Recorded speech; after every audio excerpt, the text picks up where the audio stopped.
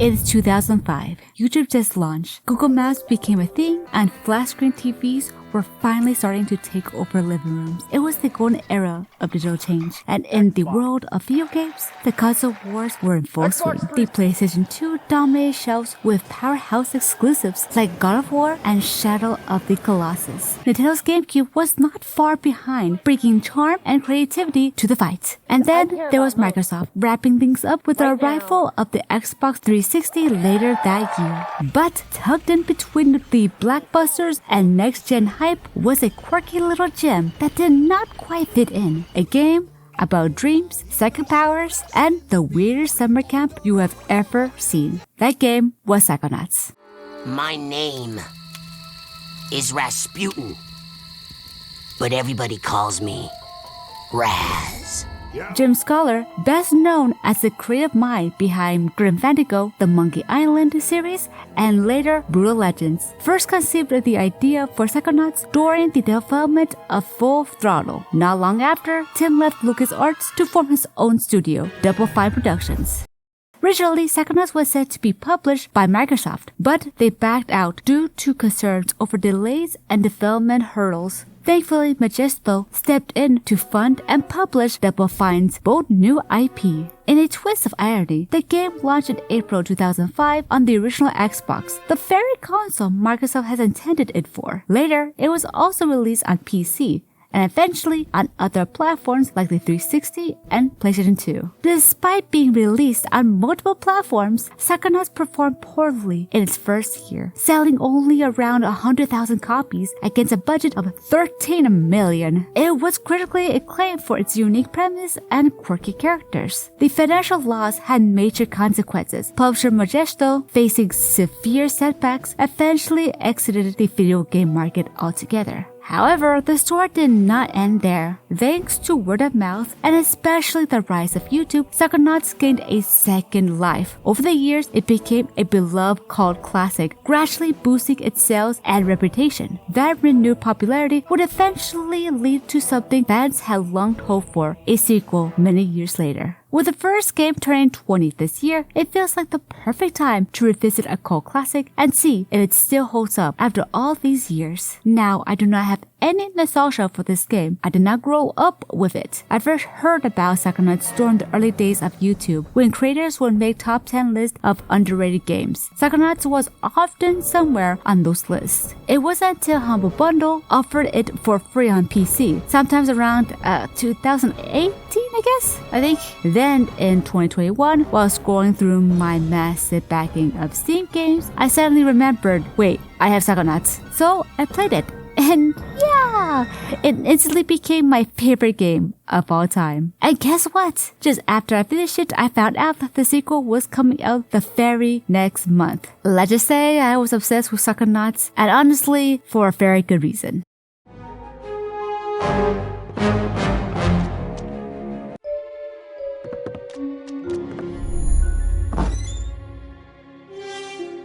You play as Raz, short for Rasputin, a young psychic who dreams of joining a secret organization of psychic agents known as Psychonauts. One day, he sneaks into a summer camp designed to train young psychics, only to get caught. But thanks to his raw talent and sheer determination, the instructors decide to let him stay for a little bit. While learning what it truly means to become a Psychonaut, Raz uncovers a strange mystery. Someone is stealing the brains of the other campers, and it's up to him to stop it. Psychonauts is a third-person platformer where your main abilities revolve around psychic powers. As you explore, you level up and unlock new abilities. The game features two types of environments: the real world, represented by a summer camp for psychics, and the surreal, often bizarre minds of various characters. That is one of the game's biggest charms, seeing how each mental world creativity interprets the character's psyche. One of the most memorable levels is the Milkman Conspiracy, which features some of the best level design in the game. You enter the mind of a man suffering from schizophrenia.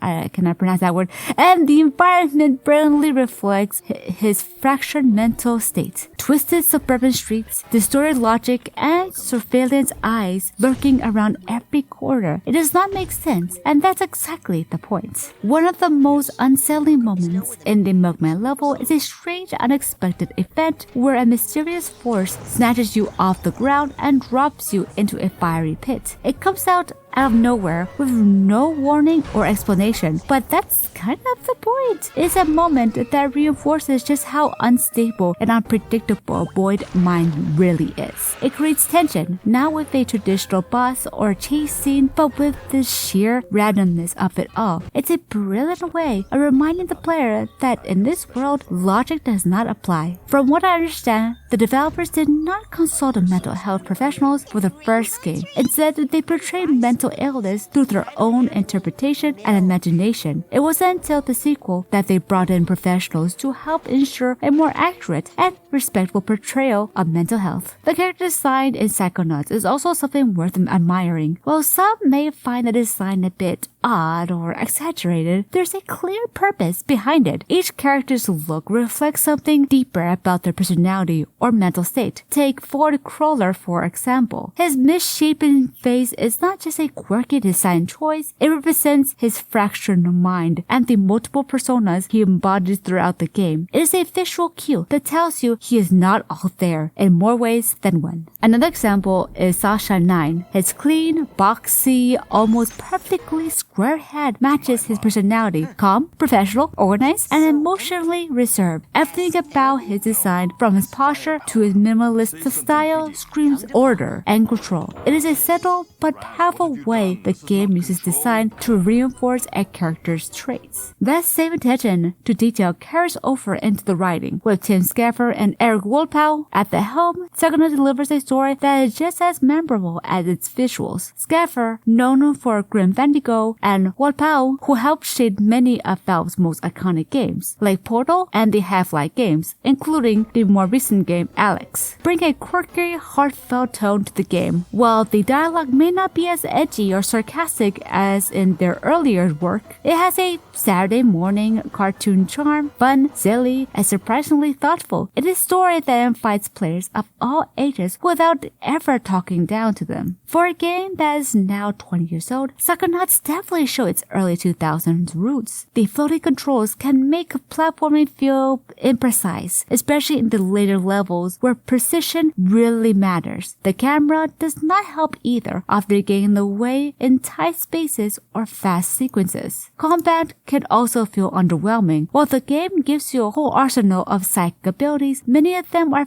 very situational or even borderline useless. For example, the invisibility power, I think I used it twice. Some abilities are definitely more helpful than others, but overall, the combat system lacks balance. There are occasional difficulty spikes. Even with a decent amount of health, it's easy to get knocked out in just a few hits, which makes the experience feel inconsistent. And unfortunately, stability can be an issue too. I experienced a few crashes while playing on PC, most notably during the stage play area where you first confront the critic boss. The game would crash every time until I ran the game under administration mode. After that, it ran just fine. I'm not sure if it's just bad luck on my end or a common bug, but it's worth noting. Despite its flaws and dated graphics, Psychonauts still holds up thanks to its strong premise. It is silly, quirky, and endlessly creative, something you rarely see in games today. It is the kind of game that truly deserves a remake. There were several concept ideas that were scrapped due to time restraints. For instance, Mila was originally meant to have a second, more emotional level exploring her tragic past. You can actually catch a glimpse of it hidden in her mind. It is eerie, heartbreaking, and a stark contrast to her cheerful exterior. Ford Crawler was another character who was supposed to have his own explorable mental world, showing how his mind fractured into different personalities. While that did not make it, the sequel thankfully gives us a chance to dive deeper into his psyche. It would be amazing if they ever decide to remake Psychonauts and include some of these scrap ideas that did not make it into the original, seeing the game with updated visuals, smoother controls, and most importantly, extra content would be a dream come true. These days, the word remake gets thrown around like a badge of honor, but a true remake should do more than just a slap on new graphics. It should improve the gameplay and address the flaws of the original. The Dead Space remake is a perfect example. It respects the original while enhancing the experience with better visuals and added content. And that's one of the rare times you will catch me praising EA. Now, if you excuse me, I'm off to rinse my mouth out with some bleach. Overall, even after 20 years, Psychonauts is absolutely worth their time. Once seen as an underdog in the gaming world, it is now a cult classic, thanks to its colorful world, quirky characters, and unforgettable creativity. If you're into games with personality and charm, this one's for you. It's available on all major platforms, including PC. I know I did not go too deep into the game's details, but the purpose of this video is to share why I love Psychonauts without spoiling too much of it. Also to get you interested. Even though I did not grow up playing Psychonauts, it still brings back memories of a simpler time. YouTube was just starting to grow, and gaming videos were just beginning to take off. A creator named Fiery Joker, if he goes by that now, was the one who first sparked my interest in the game. Back then, I did not have the console or the PC to play it, but now that I'm an adult with my own income, I am grateful that small spark stuck with me. It just goes to show how powerful a premise can be. You could even say the game had a psychic hold on me, and I want the same for you, the audience. I know this channel is mainly Slam Rancher content, but once a month, I would like to take a little detour and revisit old games from my childhood, or ones that felt like they should have been, just to see if they still hold up years later. I hope you'll join me on this trip down memory lane. Like always, Dojo. stay wiggly. They make you a hero.